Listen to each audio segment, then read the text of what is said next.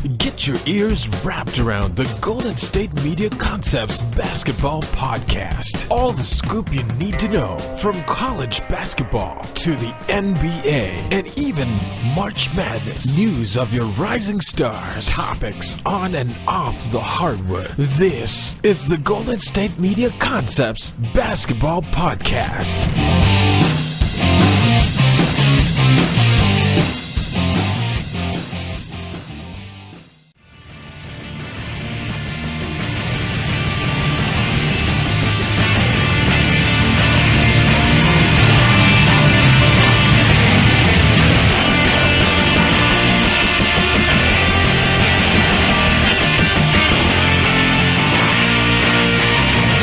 Alright, and welcome to the GSMC Basketball Podcast. This episode is brought to you by the GSMC Podcast Network, and I am your host, Jesse Tapia. Alright, so here's what we got going on today. It's going to be very Celtics, Cavs, Warriors, Rockets filled. Alright, and as it should be. I mean, there's nothing else to talk about, really. Okay, these are the stories here. These teams. All right, so first segment, we're going to be talking Celtics Cavs Game 7. I'm going to give my thoughts on that. Second segment, we're going to be recapping. We're going to talk Warriors Rockets Game 6. Also going to talk a bit about Game 7 going on tonight. I don't know, I'm still kind of deciding whether or not I want to, give Game 7 its own segment. We'll figure it out. But nonetheless, we'll talk about that. We'll talk about the Celtics' future, too. You got Marcus Smart, who's going to be becoming a free agent this offseason. See pretty much if he would fit with any other team. And pretty much talk about Kyrie and Gordon Hayward being back next year. And then for the fourth segment, we'll talk about whatever else is going on in the world of basketball. All right, so that's how the show's going to go. Like I said, it's going to be very Celtics, Rockets, Cavs, Warriors heavy. All right, so let's get into it. Like I said, Game 7 between the Cavs and Celtics, it was. Whoever wins this ends up going to the finals. And, of course, it's LeBron who won. All right. My Celtics in 7 prediction came close, but was wrong. I guess I'm at peace with that, given that LeBron James has been a complete monster so far this playoffs, this postseason. All right. Cavs ended up winning this one 87-79. For the Cavs, with Kevin Love out, you had Jeff Green, who came into the starting 5. He had 19 points, 1 block, 8 rebounds, 7 of 14 shooting, 2 of 9 from the three-point line, played 42 minutes. LeBron played the entire game. He finished with 35 points. 2 blocks, 9 assists, 15 rebounds, shot 12 of 24, 3 of 8 from the three-point line. Tristan Thompson had 10 points, 9 rebounds, shot 4 of 4. George Hill played 38 minutes. Had 6 points, 2 rebounds, 2 assists, shot 2 of 6, was a plus 24, which was a team best. All right, next closest was Thompson and J.R. Smith with plus 14. Speaking of J.R. Smith, he had 12 points, 4 rebounds, shot 3 of 8 from three-point line. All his shots came from there. First half was terrible, okay? Couldn't hit a shot to save his life. Second half comes, and he's hitting big shots. So, it was good on J.R. there.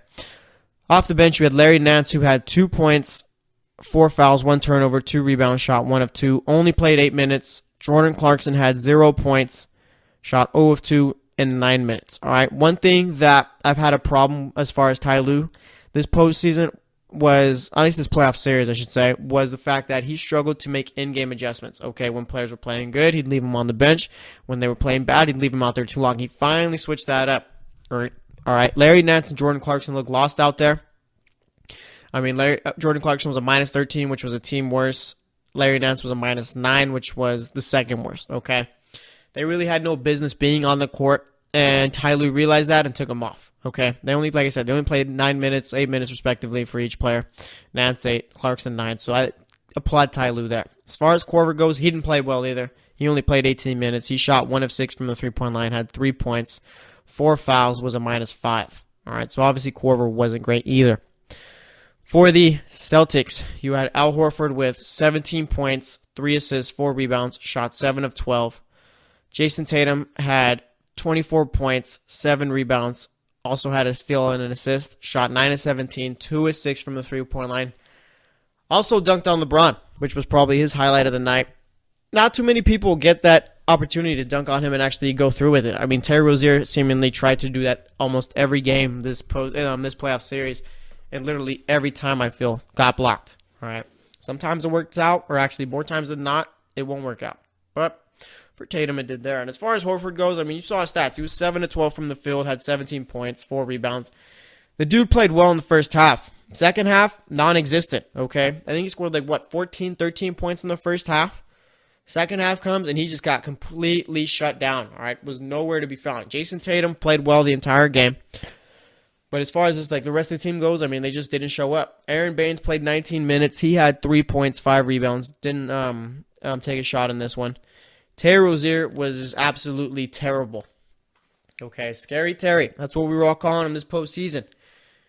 He was bad. All right, he was bad for this playoff series too. Didn't really show up for this one. Played well in the first and second rounds, but I mean that doesn't really matter given that he did nothing in the Eastern Conference Finals. He finished with 4 points, had 4 assists, 4 rebounds, shot 2 of 14, and listen to this, okay? 0 of 10 from the three-point line in this game. Well, obviously, that's not great.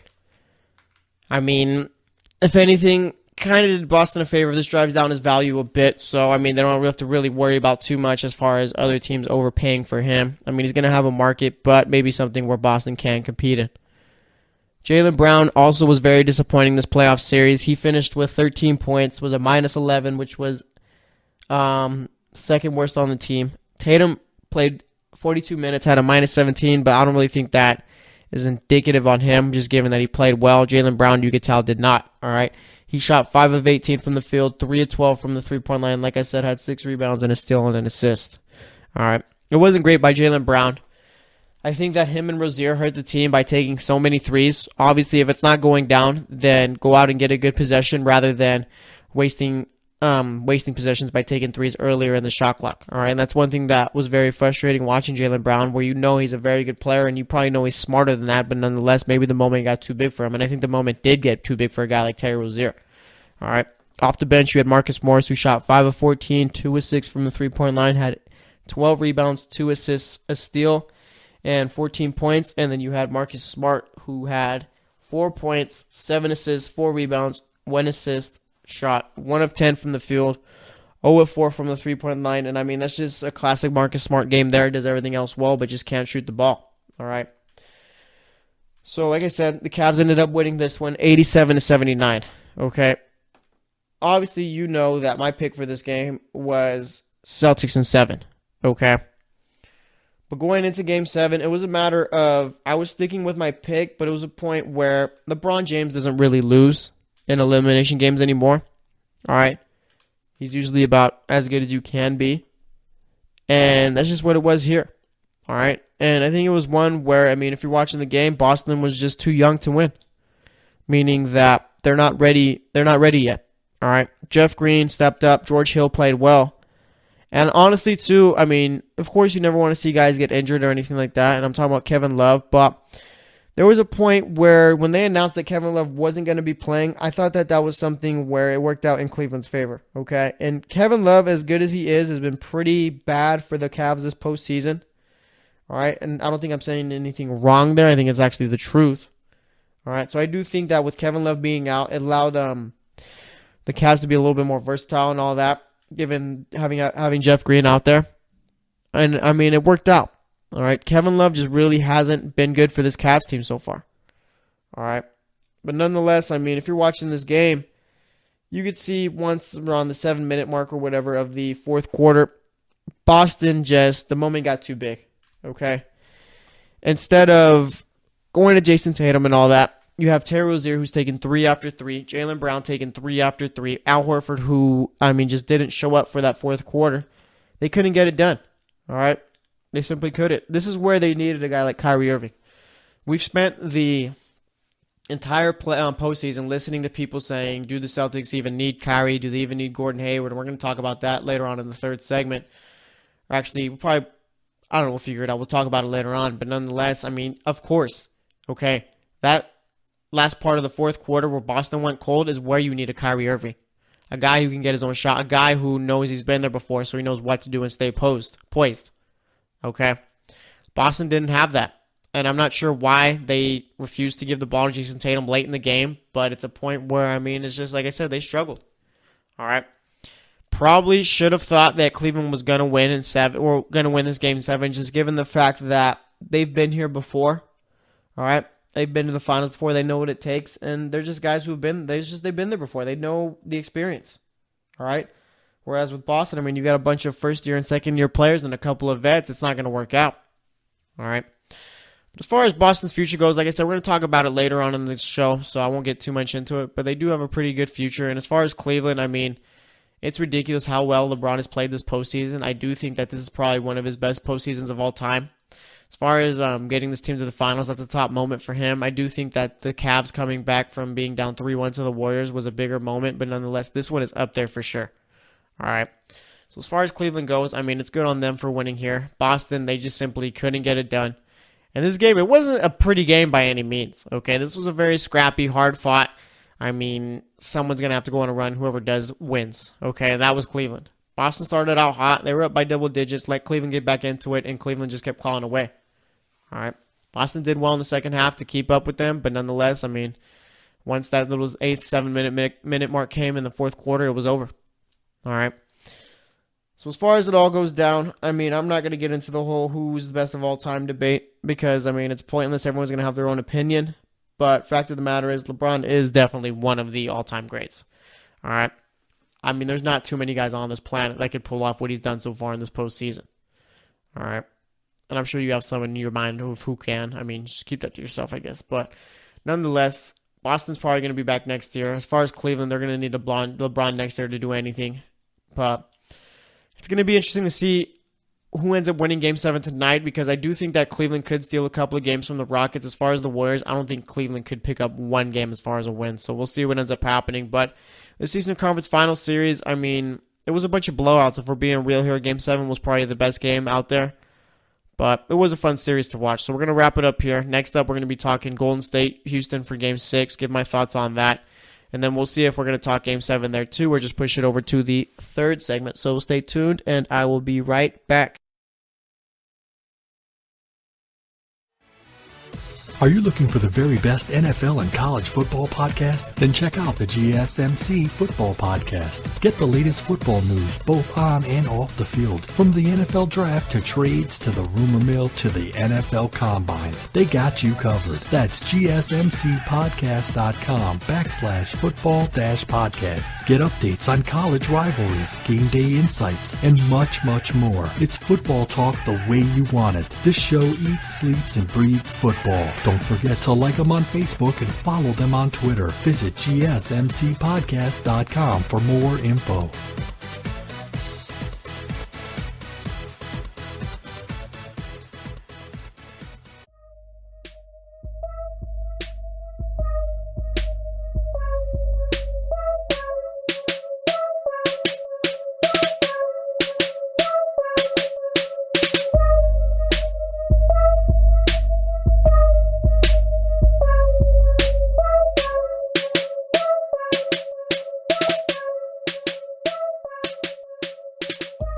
All right, and welcome back to the GSMC Basketball Podcast.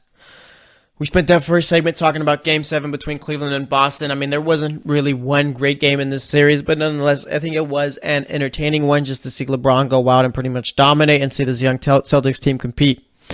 All right, so Boston, yet again, for the second straight year, has been knocked out by the Cavs in the Eastern Conference Finals, but, what can you do? LeBron's been on a tear. All right. Now, for this segment, we're going to be talking Game 6 between the Warriors and Rockets. And then if we have time, we will be talking about Game 7, previewing that for tonight. If not, we'll just move that over to the third segment. All right. So let's talk about Game 6. All right. So we had the Rockets going into this game. We knew CP3 wasn't going to play. And that's tough, just given the fact that the Rockets have played really well this series with him out there. And he's probably had one of his best playoff series of his career against the Warriors this year. All right, he's been that good. But nonetheless, he's out, and everyone looked at James Harden. What are you gonna do? All right, are you gonna be able to pull it off, or are you just not gonna show up as you usually don't? I think he showed up, and I think it was just a matter of the Warriors were just too good on this day. Okay? I don't really think it was anything that had to do with the Rockets. I mean, the Rockets did only score 86, and the Rockets really didn't play well in the second half, but it's just there was no beating the Warriors once the second half came. Like, it just wasn't going to happen no matter how well the Rockets played. All right? The Warriors were just way too good. So, they ended up winning this game 115-86. For the Rockets, you had Trevor Ariza, who had 14 points, 4 rebounds, shot 6 of 18, 2 of 9 from the three-point line. PJ Tucker had 6 points, 8 rebounds, 2 assists, and a steal. He shot 2 of 6, 2 of 5 from the three-point line. Clint Capella had 2 points, shot 1 of 3, did have 15 rebounds, though, and a block. Speaking of James Harden, he played 40 minutes in this one, had 32 points, 9 assists, 7 rebounds, shot 10 of 24, 4 of 12 from the three-point line. Also had 3 steals, but did finish the game with 9 turnovers and 4 fouls. Obviously, that was not great. Eric Gordon played 34 minutes, got to start for CP3 in this one. He had 19 points, 5 turnovers, 4 fouls, 2 rebounds, shot 7 of 12, 4 of 6 from the three-point line. So, I mean, Gordon did play pretty well in this one, filling in for CP3. Off the bench, you had Luke Mbah-a-Moute, who played 15 minutes, no points, 1 rebound, 2 steals. I mean, wasn't great. Ryan Anderson played 7 minutes. He had 0 points. Gerald Green played 26 minutes. He had 11 points, shot 4 of 6, 3 of 4 from the three-point line. And then you had Joe Johnson, who played 8 minutes. He went 1 of 4 from the field, had 2 points there. Like I said, no Chris Paul because of his hamstring. Let's see, the Rockets shot 40% from the field, 38% from 3, 52% from the free throw line. Obviously, that's not great. For the Warriors, you had Draymond Green with 4 points, 5 blocks, 4 steals, 9 assists, 10 rebounds, shot 2 of 3, 0 of 1 from the three-point line. Kevin Durant had 23 points, 1 block, 4 assists, 7 rebounds, shot 6 of 17, 1 of 5 from the three-point line. Kevin Looney shot 2 of 6 in 19 minutes, had 4 points, 2 steals, 1 assist, 7 rebounds. Steph Curry had 29 points, 3 blocks, all right, 6 assists, 5 rebounds, shot 12 of 23, 5 of 14 from the three-point line. And then you had Klay Thompson, who just seems to love the big moments, all right, the big games. He had 35 points, led all the Warriors players. Let's see, he had 6 rebounds, 2 assists, 4 steals, shot 13 of 23, 9 of 14 from the three-point line. Klay Thompson is a guy who thrives under the big moments, okay? Kevin Durant is a guy who kind of shies away, doesn't really do too well. But Klay Thompson definitely is a guy who wants the ball when it gets tough, all right? And then off the bench, you had Jordan Bell, who played the most minutes out of anyone. Off the bench, had 21 minutes, 3 points, shot 1 of 2. Also was a plus 10 out there, had a block and 6 rebounds. He's going to be a very good player for this team going forward. Forward probably eventually will become a starting center for this team. You had Quinn Cook, who played 4 minutes in this one, had 2 points. Sean Livingston played 15 minutes, had 6 points, shot 3 of 5. And then you had Nick Young, who played 16 minutes and was productive out there, all right? Had 5 points, 1 rebound, 1 assist, shot 1 of 3, 2 of 3 from the free throw line. Obviously, the box score doesn't really show how well he helped this team on Saturday. All right, so like I said, the Warriors won this one 115-86. And it's just, I mean, Rockets jumped out to a big lead in the first quarter. All right, they were up 39-22. Then they're up 10 at the end of the first half, and it's just, I'm not sure really what went wrong for them in the second half. Okay? So a lot of open missed shots. Warriors were pretty much hitting everything they could, and it was just one where the Warriors were just the better team in the second half, and they were able to pull away. All right? I mean, second half, Rockets only scored 25 points combined. Okay? First half, they scored about 61, or they did score 61. Okay? So obviously, when you go from 61 points in one half to 25 in the next, that's going to be a problem. All right? Obviously. So now it's a point where, I mean, if you were watching the game, I'm not really going to put it on James Harden because it was difficult for them to even go out and win. But it's a point where now for Game 7, you're going to want Chris Paul out there. And I think that's just going to be tough. Okay? I'm not really sure, even if he is out there, what kind of impact he brings, just given the fact that, I mean, he's not going to be 100%. And I think we all realize that. Okay? And we're going to get into that Game 7 preview right now. But it's a matter of, I mean, for Game 7, they're going to be back in Houston, okay? That's going to be a plus for the Rockets with or without CP3. And the Warriors are going to be without Andre Iguodala, who's been a big help to this team. Okay. But it's just, for Game 7, if I don't see it happening for the Rockets. All right. I mean, and to be fair, I didn't really see them making it this far. But it's a point where the Warriors are one of the best teams of all time for me. I think they probably are the best team of all time. All right. And Rockets have done well to get this far, but it's just the Warriors have been here before. Okay. We've never seen James Harden really be a guy who wants the ball in the big moments. Or not even that, just a guy who shows up in the big moments. Okay. He's never really been that kind of player. And I mean, you could also say that right now with Kevin Durant. If you've been watching Kevin Durant so far in this series, he really hasn't been great. Okay. And I don't think that's really been a big story, just given the fact that he's got other guys to help protect him, meaning Steph Curry's going to step up. Klay Thompson's going to step up. It's not going to be something where if Kevin Durant doesn't play well, then the the Warriors are going to lose. Okay. Whereas in Oklahoma City, that's different. All right. And with Kevin Durant, I mean, you're seeing guys like Stephen A. Smith saying that if he doesn't play well, then this is going to affect his legacy. It's really not. Okay. That's just Stephen A. Smith trying to create a story there where there's not one. All right. The Warriors make it to the finals. No one's going to be talking about how poorly Kevin Durant played. Maybe they will be if the Warriors end up losing. But, I mean, if you look at it, it's just in the elimination games, James Harden really hasn't been great. All right. So you're going to need other guys to step up. Guys like Trevor Ariza, okay, guys like P.J. Tucker, where P.J. Tucker, I think, is a very good big game player. All right. Clint Capella for Game 6 only had 2 points. I think James Harden's going to have to make it a point of his to go out and get the ball to Capella and have Capella play well a bit. Eric Gordon, I mean, played pretty well in Game 6. He shot 7 of 12, 4 of 6 from the three-point line, so there's not much you can complain about there. And someone on this bench besides Gerald Green is going to have to come out and step up. Okay, they brought in Joe Johnson after he got bought out in order to compete and come up big in opportunities like this. Okay, Luke Mbah-a-Moute has been about as bad as you could be so far in this postseason.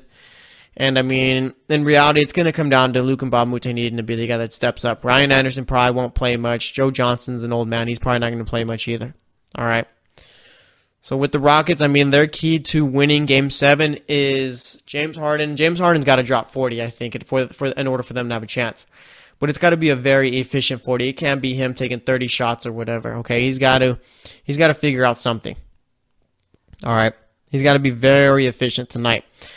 And also, if you're the Rockets, I mean, you just got to put in tons of effort on defense. Okay, you got to, because you're never gonna stop the Warriors. You can only hope to limit them.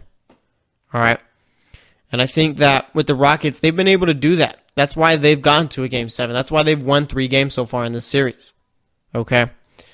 And as far as, like I said, with Chris Paul, if he plays, that's great. And I saw earlier today, too, that he was unlikely to play. But there's a point where I think, is Game 7, at least go out there for a few minutes and test it out. Okay? I understand they start doing that in the shoot-around and all that. But, I mean, this is probably the biggest game of James Harden and Chris Paul's career. I think you got to pretty much just try and make an emphasis of it where you're doing anything you can to be out there. Okay? So, we'll see what ends up happening. I mean, my pick tonight is the Warriors. Okay, I would love to see Houston go out there to the finals just to switch it up a bit because, I mean, we have had Cavs Warriors for the last, 3 years? Could be 4 this year, which it most likely will be. All right. And one thing, too, that I've noticed is that people are always complaining about how the NBA is dominated by super teams. It's always been that way. I mean, if you pay attention to the 60s, it was the Celtics. The 70s, it was the Lakers and Sixers. The 80s was the Celtics, Lakers. 90s was the Pistons, Lakers, and Bulls. And then the 2000s, I mean, let's not act like the Spurs and Lakers weren't switching off, making it to the finals every year. Okay, and now the time we're in, it's the Warriors, and it was the Heat in the beginning part of it. All right, the league has always been dominated by a couple teams. I don't understand where this notion of, I mean, everything was wide open came from. Okay, it's always been these same teams making it to the finals. All right, and even when Jordan left in the mid-'90s for 2 years, it's not like it was back and forth between teams. The Rockets literally won back-to-back. All right, so I mean, we got to stop this whole false narrative of the Warriors ruined the NBA because it's been like this forever. Okay, I'm sure maybe people were frustrated at the fact that the Warriors are always dominating, but it is what it is. Okay, and they obviously haven't dominated in this series either. Because if they did, they wouldn't be going to a Game 7. But it's going to be real interesting. Okay, I know the crowd's going to be a big help to this Rockets team. It's just a matter of which James Harden is showing up tonight. So we'll wait and see what ends up happening. But we're going to wrap it up here. Next up, we're going to be talking about the Celtics' future and a couple of storylines about Kyrie Irving and Gordon Hayward and all that. So stay tuned, and I will be right back. Check out the show that's built on the MMA. From the UFC to extreme cage fighting, they got the fights covered. Check out the GSMC MMA podcast. Get the latest news on past or upcoming fights. Join us as we talk to and about some of the biggest names in the MMA, past, present, and future. When it's the fight game, there's just one show to check out. GSMCpodcast.com/MMA-podcast. Don't forget to like them on Facebook and follow them on Twitter. Visit GSMCpodcast.com for more info.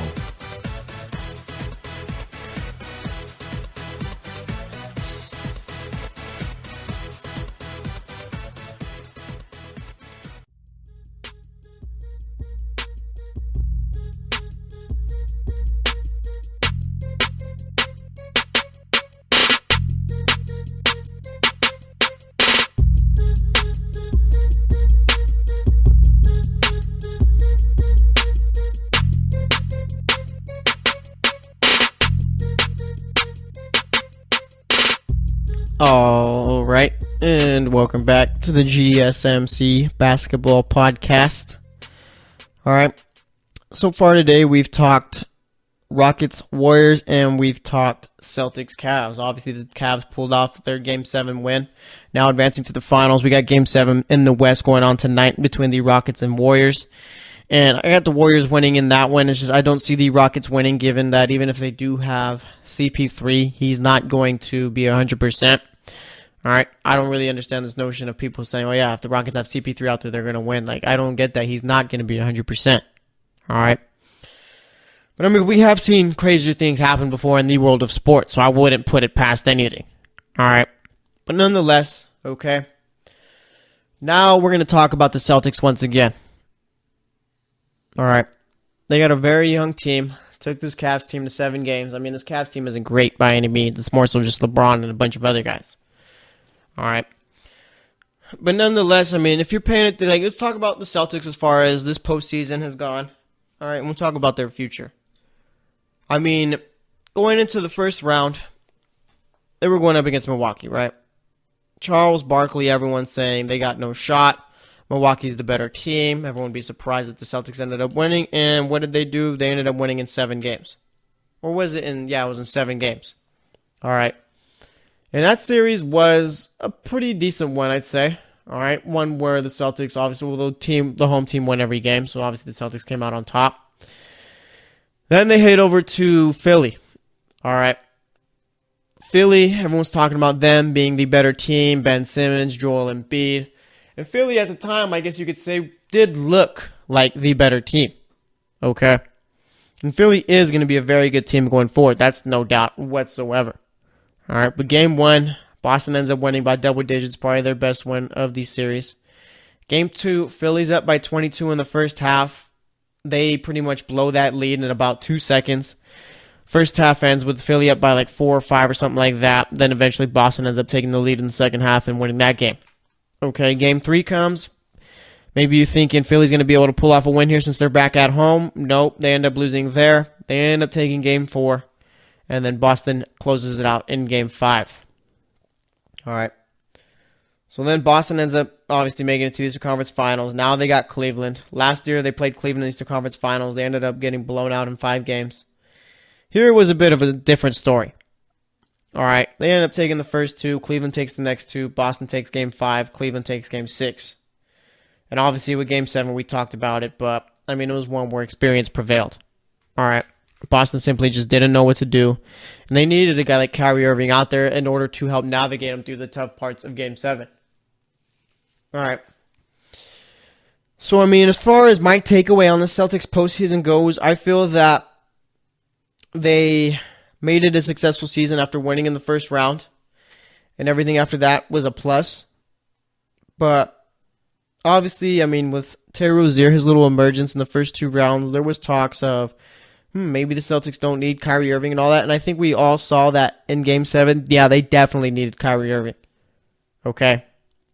And it's a point where I don't think that, and again, it's not like this is all just fan talk right here as far as the Kyrie Irving trades and all that. Because I've even been seeing people say that Gordon Hayward really should be traded and all that, which is just absolutely ridiculous to me. But nonetheless, I mean, as far as the Celtics go in their future, I mean, they got to be pretty excited about it, right? They're going to be adding 2 All-Stars next year. Okay, and people talk about how Kyrie Irving and Gordon Hayward are going to mess the chemistry up of this team. I don't see that happening. I don't really think that there's a basis to that, given that it seems every player that Brad Stevens has brought in has simply bought into the system and played probably their best basketball. I mean, it ranges from guys like Jay Crowder, who really wasn't known in Dallas. Now he comes to Boston, earns himself a nice little contract. Isaiah Thomas had the best year of his career, one of the best offensive seasons in Celtics history with the Celtics. Before that, he was a guy who, I mean, he did average about 20 points per game with his other team, so I will give him that. So Isaiah Thomas, not like he was a scrub by any means, but he did have his best seasons under the Celtics. Okay, with the Celtics. Guys like Evan Turner, all right, drafted by Philly, doesn't really do anything there. Ends up coming to Boston, and, I mean, has the 2 best years of his career, which earns him a 5-year, $75 million contract with Portland. Obviously, if you paid attention, with Portland, he hasn't really been great, okay? I mean, he's been okay, but not $75 million worth. But I'm not going to hate on another man making his money. All right. Then, I mean, you got the younger guys coming in, guys like Semi Ojeleye, who have a role that's filled. I mean, Shane Larkin was a guy who was playing in Spain that last year and then played some pretty decent minutes for the Celtics before he ended up getting hurt. And it's just guys like Terry Rozier and Jaylen Brown. Jaylen Brown had absolutely no jump shot coming into the league, and, I mean, fixed that easily. All right. And you normally don't see guys like Jason Tatum, where they're rookies, 20 years old, coming out and going toe-to-toe with the Cavs. All right, going toe-to-toe with the best teams out there. So I think as far as the whole, is Kyrie Irving and Gordon Hayward going to mess up the chemistry of the Celtics? I just don't see that happening. I mean, it seems like everything has worked flawlessly with the Celtics so far as integrating players. I mean, it seems every year they always have someone go down, and it's a point where it's always the next man up. All right. So as far as that goes, I mean, I'm sure Boston's going to be back in the Eastern Conference Finals next year. They could be a finals team next year. All right. And there's also the case of Marcus Smart. Is he going to be back in Boston next season? Will he re-sign with the team? Seems Marcus Smart thinks he's a $12 to $14 million player. I think 14 and 13 is a little high. 12 might be right for him. Give him a little 4-year, $48 million contract. And one thing with Marcus Smart is he might just be, because like the guys I mentioned earlier, Jay Crowder and all them, they all seem to get a little worse once they left Boston. Okay. And I think that with Marcus Smart, that might be one of the cases. It seems that with the Celtics, they've put him in a position to succeed. Okay. There's not too many teams in this league where they're going to pretty much find a way to make you successful. There's not too many X's and O coaches out here who thrive at that. All right. Marcus Smart would do well with a team like the Heat. He'd do well with a team like the Spurs. He'd do well with the Warriors. He'd obviously do well with the Celtics. And am I missing anyone? He'd do well with a team like the Jazz. Okay. Teams where the coaches know what they're doing. Okay. They know the X's and O's part of the game, rather than we need the best players and they're going to go out and play and do their own thing, okay? Because Marcus Smart, we've all come and saw, he's not a great shooter, okay? He's a terrible shooter, for being real here. Sometimes he's going to come out, he'll be hot, but it's a point where that's it, okay? You can't really hope for consistency out of him. Marcus Smart's more of the guy where he does the intangible stuff, the rebounding, the assists, the steals, the blocks, drawing charges, and all that, okay? I do think that a 4-year, $12 million per year contract for him with Boston would be good. And I just don't see any team really overpaying for him. All right. And it's a point there where, I mean, Boston's got to decide, I mean, how much you're going to want to pay Marcus Smart, because after that year, Terry Rozier is going to be a free agent. Okay, this upcoming next season is going to be Terry Rozier's 4th year with the team. And it's going to be a point where you got to decide whether or not you're going to pay him whatever he wants in order to bring him back. Okay, and like I said, talking about this series, I mean, in a way it does help the Celtics given how poorly Terry Rozier played, and I know this is a bit of a hot take or whatever, but nonetheless, I mean, Rozier was playing to the point where he's going to get a decent amount of money and become a starter. All right. Then the conference finals gets here, and the guy plays like he's a backup point guard. I think that helps the Celtics a bit. Obviously, if you're the Celtics, you want him to play well, because let's say he does play well in Game 7, they probably make it to the finals. Okay, but it's a point where, I mean, this does drive down the value for him a bit. So maybe you do have an opportunity where you can bring back a guy like Marcus Smart and a guy like Terry Rozier. All right. And as far as the Celtics go, I mean, unless LeBron goes there, there's no one who really can challenge them, I think, out east. It wouldn't be the Raptors, okay? And the Sixers, I think, will come close, but it's just a matter of, I don't think Ben Simmons and Joel Embiid are enough, and we got to wait to see what Markelle Fultz is, okay? If you were to add LeBron there, I think that obviously it'd be just the Sixers and Celtics going back and forth against each other all season long, and in the playoffs deciding to see who's going to go to the finals. Milwaukee's a team where they need a great coach in order to get the most out of those guys, and Washington seems like they're on the downfall. Like I said, the Raptors are a team. They're frauds. The Raptors are frauds, okay? They are. As harsh as that sounds, it's true. When you win, 58 games this year, finish as the 1 seed, and get swept by a team who went 7 games first round and third round, that's a problem. Okay, and also, I mean, the Rockets fired their coach, Dwayne Casey, who I think that was a mistake firing him. I still do. I understand that, I mean, you can't really get rid of the players, so you have to go with the coach, but it's a point where, I mean, it's not his fault that DeMar DeRozan didn't really show up in the Eastern Conference Finals, and neither did the rest of the team. I remember people saying, oh, yeah, Dwayne Casey needed to double LeBron. Yeah, that doesn't really work out. Okay, LeBron's still going to go out and get his no matter what. All right. So, I mean, right now, the East is basically just going to come down to the Sixers and Celtics unless maybe LeBron ends up going back, staying with Cleveland, which I highly doubt happens. I mean, there's no reason for him to come back. There really isn't. All right.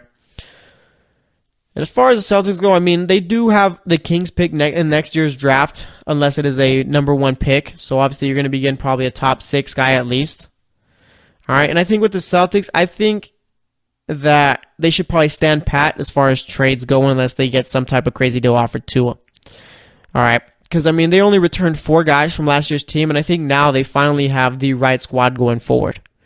All right. Next year, they'll be trotting out a lineup, barring any injury or anything like that, of Kyrie Irving, Jaylen Brown, Gordon Hayward, Jason Tatum, and Al Horford.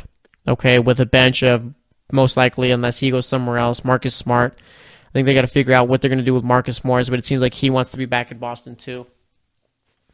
And then Aaron Baines, and I guess just whoever else they throw out there, guys like Semi Ojeleye and all that. All right, so the Celtics are going to be fine going forward. This was a crazy season for them, just given all the injuries and everything else. But nonetheless, I mean, their future's looking pretty bright. And even if they did want to make the trade, they do have the assets to go out and get a top player and all that. So we'll see what ends up happening with them. But we're going to wrap it up here. Next up, we're going to be talking about anything else going on in basketball, or anything else that crosses my mind as far as basketball goes. So stay tuned, and I will be right back. Check out the show built around the women of MMA. From the UFC to the extreme cage fighting, we got the fights covered. Listen. It's the Golden State Media Concepts Women's MMA Podcast. The latest news of upcoming fights, discussions of previous matches. Join us as we talk to and about the biggest names in women's mixed martial arts, past, present, and future. When it's the women's fight game, you know where to listen to. The Golden State Media Concepts Women's MMA Podcast.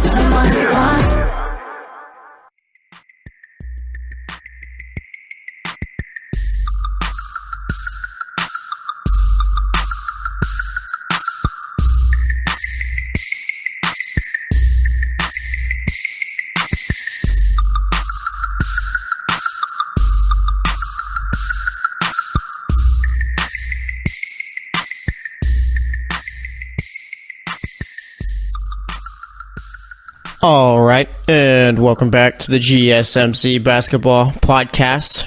It's been all Celtics, Cavs, all Rockets, Warriors so far today. That's all we've talked about. That's all we need to talk about. I mean, that's all the story is right now, all right? We don't got the draft or anything coming up. We already did the lottery and all that, so rightfully so, we're talking about all this. All right, but like I said, we got Game 7 going on tonight, and I'm trying to give Houston the edge, but I don't know. I don't see it. I mean, do I? I don't know. Because, I mean, Chris Paul playing or not, let's go through it if he does play, if he doesn't play, okay? If he does play, and let's say like he actually plays like meaningful minutes and all that, I think that it does help. And obviously it does help Houston, okay? But it's just how effective will he be, I guess, is what I'm trying to get at, okay? And I mean, it's a point where is like a hamstring injury is no joke, okay? Obviously, I'm not the kind of athlete that Chris Paul or any of these other guys are, but I remember back when I was playing and all that. I mean, I was a soccer player, so wasn't on the court or anything like that, but nonetheless, I dealt with a hamstring injury pretty much all 4 years of high school. That never goes away, okay? It's always going to be there every single game, it feels. All right? And it's just a matter of, I mean, it's only been since, Thursday? So we've had Friday, Saturday, Sunday. Friday, Saturday, Sunday. And then, I guess, half a day. So he's had like 3.5 days in order to rehab or rest that hamstring. That is simply not enough in order for you to be 100% and as effective as you should be. All right. But if CP3 can go out there and pretty much make the guys around him better, then obviously that's a big difference, okay? And, I mean, this whole game, honestly, it all hinges on what James Harden we get. Are we going to get the James Harden we've normally seen where he doesn't really show up in the big game? Or are we going to get the James Harden, the MVP James Harden, okay? Because Chris Paul could play, but it won't matter if James Harden doesn't play about as well as he can be, okay? And as far as the Warriors go, I mean, it's just a matter of don't blow it, all right? It's kind of like a job interview, okay? You get your first interview and all that. They like you. They bring you in for a second, okay? They like you after the second. All right, we want to ask a few more questions for a third and all that. By the third interview or second interview, usually, unless you bomb it, you got the job, okay? That's kind of what the Warriors are at right now. Already did the first interview. Just as long as they don't bomb it, they'll make it to the finals, okay? It'd take probably an all-time Rockets performance for them to get out into the finals, or it'd take an all-time, or just a normal Warriors game, okay? A game where Klay drops 20 plus, a game where Steph drops near 30, and also Kevin Durant, and a game where Draymond Green is doing everything he can on the defensive end to disrupt the Rockets, okay? Warriors just got to play their game. I was talking to some Warriors fans, and they were actually telling me, they're a little bit worried about the game, just given how well Houston has played. And I know that first half had a lot of Warriors fans scared, okay, just given how well Houston played. But it's a point where usually it always comes down to experience, and we saw that in Game 7 between Boston and Cleveland, okay? Obviously, Cleveland had the experience in that Game 7. Boston didn't, and I think that's one of the biggest reasons why Cleveland ended up winning. Rockets really don't have any experience as far as Game 7s go, all right? The Warriors do. Actually, what was it? The only Game 7 the Warriors have played is against the Cavs, huh? Now that I think about it, this Warriors team has been too good to play in a Game 7. But nonetheless, I mean, if you look at it also, I mean, this Warriors team these guys have won titles and all that, so they know what it takes to get there. So I guess that's a plus right there for them too. All right. So I guess we're just going to have to wait and see what ends up happening tonight. And it's just one where the Rockets, they got to jump out to a good start. Okay? It can't be one where they kind of start off cold and then eventually pick it up as the game goes on. Like, no, they got to get going from the jump. All right? And I mean, I'm not really too sure what to expect from Curry and all those guys. I think Curry's going to go out and he's going to have a real solid game. KD, he's kind of scaring me a bit in this series. He just doesn't have that killer instinct, okay? He's a B type player. He's not one where like LeBron where he wants the ball, or Steph or Kobe. He's not on that level as far as late game or big time moments. All right. And that's not necessarily a problem or anything like that, because you're still playing with Steph, Klay, and Draymond. So I mean, it's going to take a lot for them to be affected because of it. But it's a point where you'd like to see KD going up and taking those meaningful shots and all that, rather than passing the Klay and losing the game. Okay, So we'll see what ends up happening tonight. But, I mean, it should be a decent one, I expect. Okay, especially with Vegas only having the Warriors by 5.5 right now. Usually the spread would be around 10 or whatever for the Warriors. And I think that's what it was. I think the Warriors were, favored by 12 on Game 6, which they covered. All right. And I'm thinking about these playoffs right now, and it's just a matter of, have any of these games really been close? I mean, the Pelicans swept the Trailblazers, so that series wasn't close. All right, Boston and Milwaukee, those games were pretty close. Cleveland and Indiana, those games were close. Golden State, and who did they play first round? Golden State played the Spurs. That wasn't close. Rockets, Timberwolves wasn't really close. Rockets won in 5. Jazz and Thunder, that wasn't really too close. I mean, the games are all right, but the Jazz had that series locked up. The Raptors really, they didn't really do too much against the Wizards. The Wizards weren't really a problem. I feel like these games have all been pretty much not just blowouts or anything like that, but the series haven't been as entertaining. I don't know. I mean, we got the same team as we all expected from the beginning of the season in the conference finals for both conferences, Celtics, Cavs, and Warriors, Rockets, right? And then as far as the conference finals goes, I mean, there was 2. Game 1 was a blowout for the Warriors. Game 2 was a blowout for the Rockets. Game 3 was a blowout for the Warriors. Game 4 was close. Game 5 was close. Game 6 was a blowout. So we've had 2 close games so far in 6 games in the Western Conference. And as far as the East goes, I mean, there wasn't really a close game there. I mean, games 1 and 2 were blowouts. Games 3 and 4 were blowouts. Game 5 was a blowout. Game 6 was a blowout. And then Game 7 was, I guess, the closest. But, I mean, the Cavs did win by, 8? So it's been pretty uneven so far. All right? And, I mean, the finals coming. The Warriors play the Cavs. Those are all going to be blowouts, too. Where the Warriors win by, winning 4 games, I think. But I do think that the Cavs could make it a series against the Rockets. Given that the Rockets aren't this otherworldly team that the Warriors are. Okay? And I know you're probably thinking, well, how are they going to Game 7 or whatnot? It's just there's a difference as far as matchups and all that. Okay? Cavs don't match up with the Warriors at all. I think they can match up well with the Rockets, given that the Rockets are more of a small ball team like the Warriors, but like guys like Trevor Ariza, the lengthy guys, okay? The Cavs got guys like that. Kevin Love, Jeff Green, all right? I think, let's see, let's go hypotheticals right here. If we had a Rockets-Cavs finals, it'd be Tristan Thompson going up against Clint Capella, Kevin Love and Trevor Ariza, LeBron probably, I don't know, maybe who would LeBron guard in that series? Because LeBron really doesn't guard the best player on the floor anymore. LeBron, I guess, would be going up against PJ. LeBron would probably be going up against Trevor Ariza. It'd be Kevin Love versus PJ Tucker. George Hill on Chris Paul, and then I guess JR on James Harden. But I mean, you'd like to see LeBron on James Harden, wouldn't you? And I do think LeBron could play defense. Now it's just a matter of I guess he doesn't. And then plus you got Jeff Green, who when he come in would match up with Ariza and all that. And then you got Kyle Korver, Eric Gordon, all that. I think it'd be a pretty fun series to see the Cavs and Rockets play against each other, I think. Warriors-Cavs would be a completely different story. That'd be over in 4 games, maybe 5 if Cleveland gets lucky. All right. But, I mean, Cleveland, I got to hand it to them. When they've needed the supporting cast to step up, they have. Okay? I'm not going to go out and say that they've been great this postseason because they simply haven't. But it's a point where when you need them to come up big, they will. Like Games 3 and Games 4. Game 6 and then Game 7 of this Eastern Conference Finals. All right? And, I mean, in the second round of the postseason, they played well against the Raptors. All right? It was just really mainly the first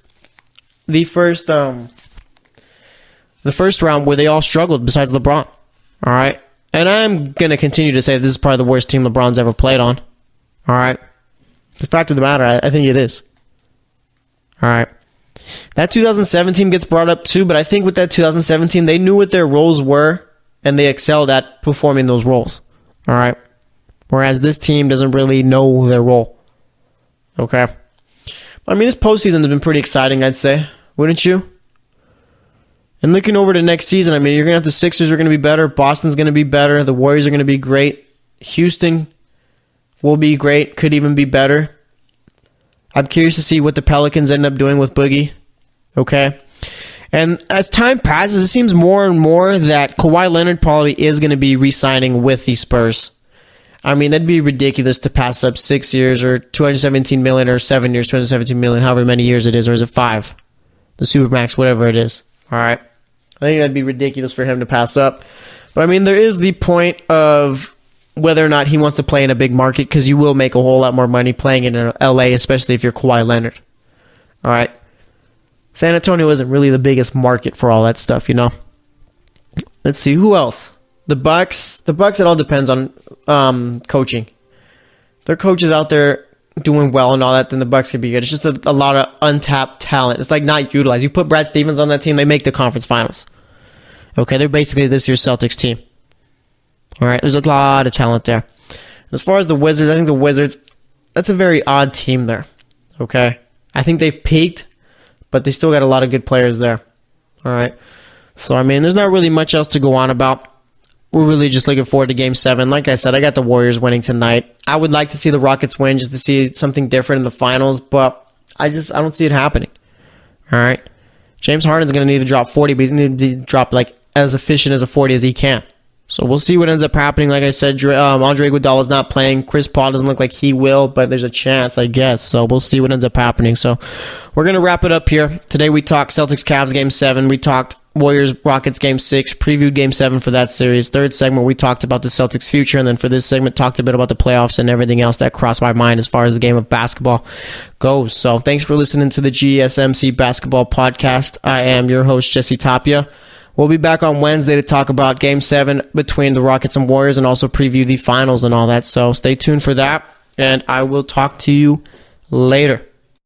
You've been listening to the Golden State Media Concepts Basketball Podcast, part of the Golden State Media Concepts Podcast Network. You can find this show and others like it at www.gsmcpodcast.com. Download our podcast on iTunes, Stitcher, SoundCloud, and Google Play. Just type in GSMC to find all the shows from the Golden State Media Concepts Podcast Network, from movies to music, from sports to entertainment, and even weird news. You can also follow us on Twitter and on Facebook. Thank you, and we hope you have enjoyed today's program.